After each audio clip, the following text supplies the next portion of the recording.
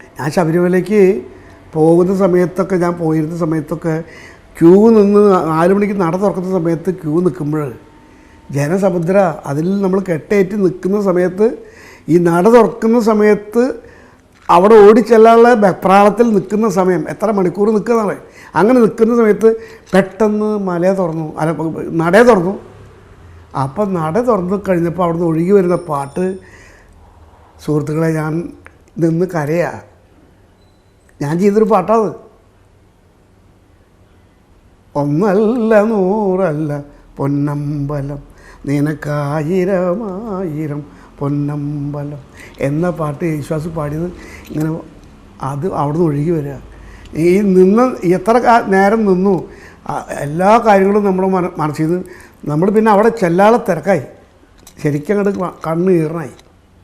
അങ്ങനെയൊക്കെയുള്ള ഒരുപാട് അനുഭവങ്ങളുണ്ട്. പണ്ട് കാലത്തൊക്കെ ശബരിമലയ്ക്ക് പോയിരുന്ന കുറേ കാലം ഞാനും പോയതാണ്. ആ കാലഘട്ടമല്ല ഇന്ന് ബഹളം കൂടി ജനങ്ങൾക്ക് ഒരു പ്രത്യേക തരം ഭക്തി വന്നിരിക്കുക. എനിക്കറിയാൻ പാടില്ല, ആരെയും കുറ്റം പറയില്ല.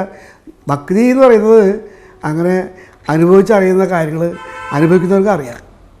ആ കാലത്തൊക്കെ അങ്ങനെയായിരുന്നു. എൻ്റെ വീട്ടിലൊക്കെ അമ്പലം പൊട്ടി വിളക്കും.